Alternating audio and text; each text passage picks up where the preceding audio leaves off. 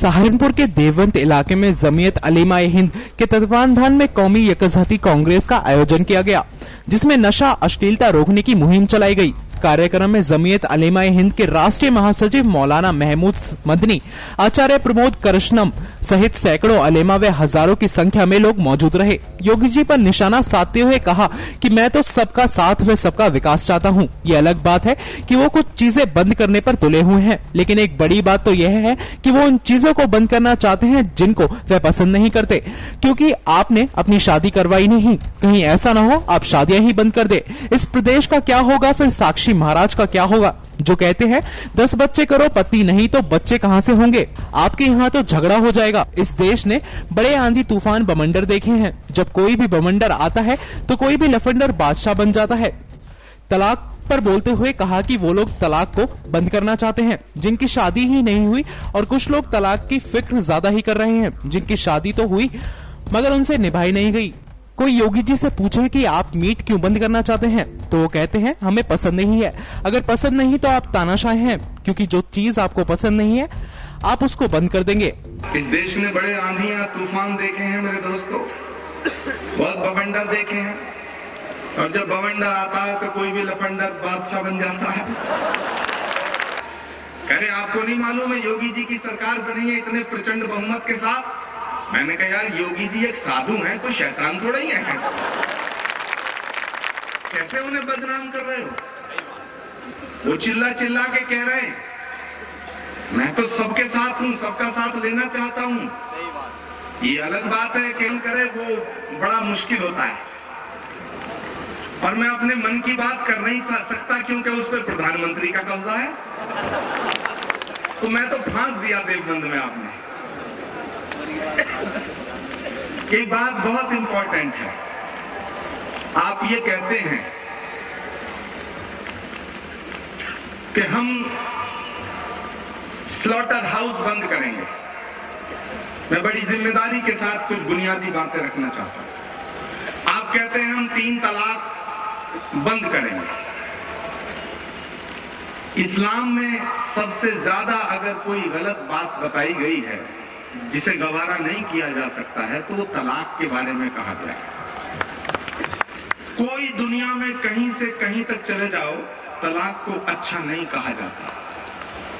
लेकिन सवाल इस बात का है कि आप 3 तलाक बंद करना चाहते हैं इसलिए कि कुछ मुस्लिम बहनों की शिकायतें गई हैं, या आप 3 तलाक बंद इसलिए करना चाहते हैं कि आप पूरे देश में मुसलमानों को डराना चाहते हैं और ये मैसेज देना चाहते हैं कि हम शरीयत में दखल देने के लायक हैं और हम दखल दे के रहेंगे।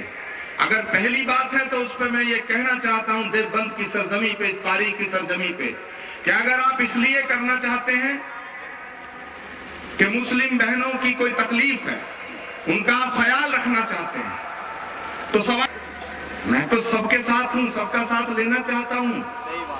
ये अलग बात है कि कुछ चीजें बंद करने पे तुले हुए हैं।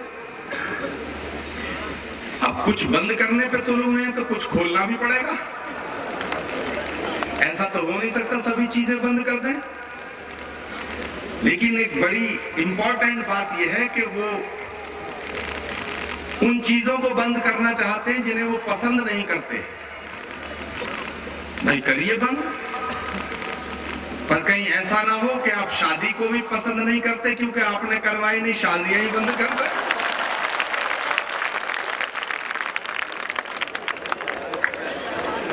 इस प्रदेश का क्या होगा?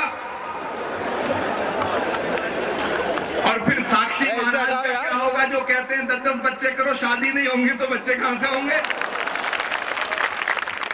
आपके यहां तो झगड़ा हो जाएगा। और एक बात और मजेदार है, हकीमुद्दीन साहब बड़ी अच्छी तकरीर फरमा रहे थे। मुफ्ती अफान साहब के बयान के बाद और हजरत महमूद मदनी साहब के बयान से पहले जो बयान करे वो कि फिर आप मुसलमान बहनों की ही तकलीफें क्यों दूर करना चाहते हैं? अपनी अपनी बीवियों की तकलीफें भी दूर करो।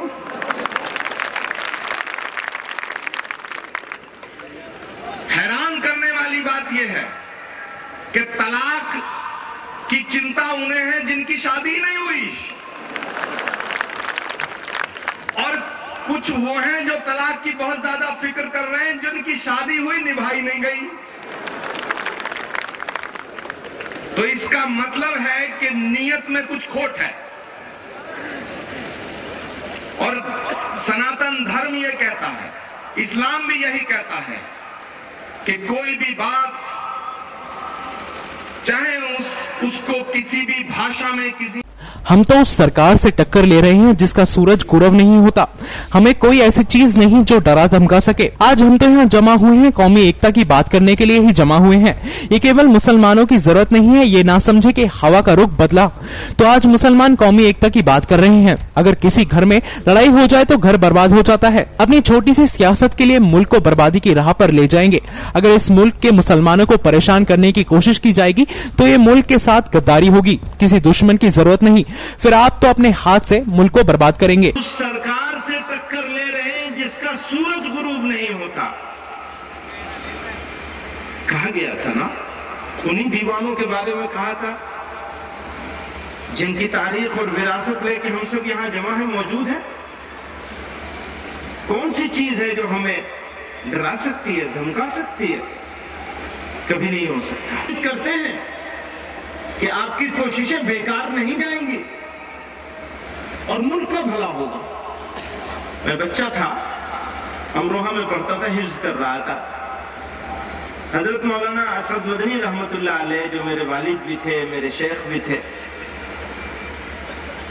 वो मुल्क मिल्लत बचाओ तहरीक चली थी उसी जमाने में, और वहां तशरीफ लाए थे और कुछ खवास के साथ मीटिंग हो रही थी। तो वहां किसी ने सवाल किया हजरत से कि हजरत ये बताइए, आपने मुल्क और मिल्लत बचाओ तहरीक इसका नाम क्यों रखा? पहले आपको रखना चाहिए था मिल्लत, फिर रखना चाहिए था मुल्क। मिल्लत और मुल्क बचाओ तहरीक नाम आपने गलत रख दिया। हजरत ने फरमाया, मुल्क नहीं बचेगा तो मिल्लत कहां से बचेगी?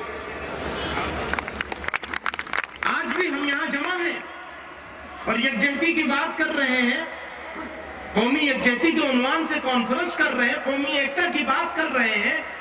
तो मुसलमानों की जरूरत नहीं है सिर्फ ये मुसलमानों की प्रॉब्लम नहीं है। ऐसा नहीं समझना चाहिए कि हवा का रुख बदला है तो मुसलमान डर के मारे एकता की बात करने लगा। नो, ये मुल्क का सवाल है। अगर एकता नहीं, किसी घर में अगर लड़ाई हो जाए तो वो घर बर्बाद हो जाता है।